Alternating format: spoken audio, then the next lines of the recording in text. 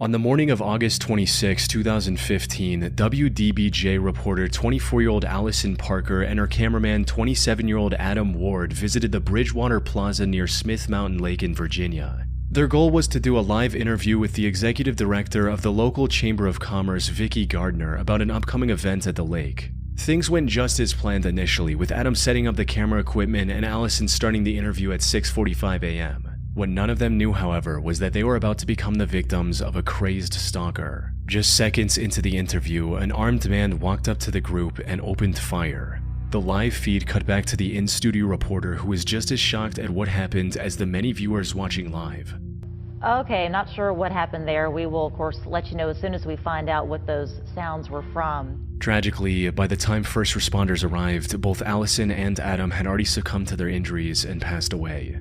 Vicki was badly hurt as well, but she managed to play dead and ultimately survive the encounter despite getting shot in the back. As for the perpetrator, he had already fled the scene by this point, and with no nearby CCTV capturing a clear image of his face or vehicle, investigators were left at a dead end. But then, someone at the WDBJ network analyzed the footage further, which revealed one blurry but still recognizable frame of the person responsible for this tragedy.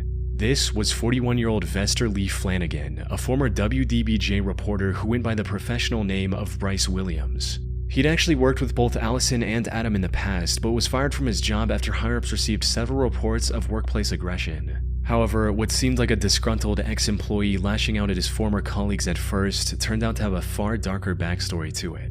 You see, Vester had an extensive history of being difficult to work with, long before he joined WDBJ. He was fired from one of his early reporting jobs from NBC affiliate WTWC in the year 2000 for, quote, odd behavior towards his coworkers. While the exact reason for his termination was never revealed to the public, from what I was able to find, it had something to do with him being aggressive and trying to intimidate others. But instead of admitting fault, he filed a racial discrimination lawsuit against his employer, which eventually ended with an out-of-court settlement. However, that was only the beginning. From there, he found work at multiple other stations, but struggled to build a career at one place, largely due to the many altercations he got into with his colleagues. He had severe anger management issues and would often resort to physically confronting his coworkers over even the smallest disagreements.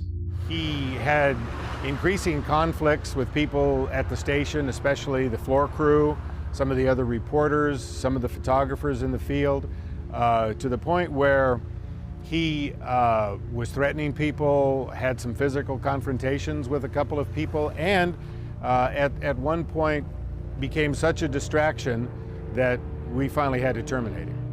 He eventually secured a position at WDBJ in March of 2012, and it was the same story once again. It didn't take long for him to fall into the same pattern of anger and bullying there as well. Just months into his employment, the WDBJ management had already received multiple reports of his coworkers feeling threatened or uncomfortable working with him.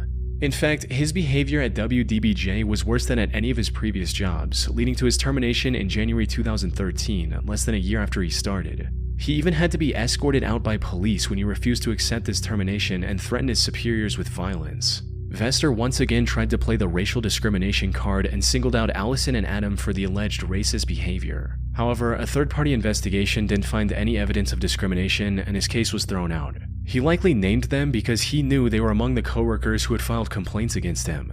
After his shameful termination from WDBJ, he struggled to find work elsewhere in the industry, and his resentment against the two colleagues he believed had destroyed his life only grew with each setback. This resentment reached its tipping point on the morning of August 26, 2015. He tracked down where Allison and Adam were doing their next job and stalked them as they were getting ready to go live. As soon as they began the interview, Vester walked up to them and opened fire. But this was only part one of his plan. You see, while Adam's camera did catch Vester for a split second, the footage wasn't clear enough for the investigators to name him as the prime suspect with complete certainty. Fortunately, this doubt vanished quickly when, at 8:26 a.m., Vester faxed a 23-page manifesto to ABC News, admitting to everything. Though most of these pages were filled with nothing more than the incoherent ramblings of an extremely angry and mentally unwell man.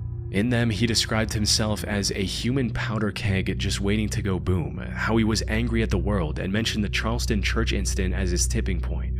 How that connected to him taking the lives of his former coworkers was never entirely clear. Then, at 11:14 a.m., he also uploaded a video of the crime he'd recorded from his point of view on Facebook. This left no doubt that Vester was the one behind the incident, prompting an immediate nationwide manhunt. Tracing his cell phone allowed the officers to find him on the highway, attempting to flee the state in a rented vehicle at 11:20 a.m. But when they tried to pull him over, he sped up and eventually crashed onto the side of the road. And before the officers could reach his car, he decided to end the chase with the firearm he had on him, bringing the manhunt to a sudden, shocking conclusion.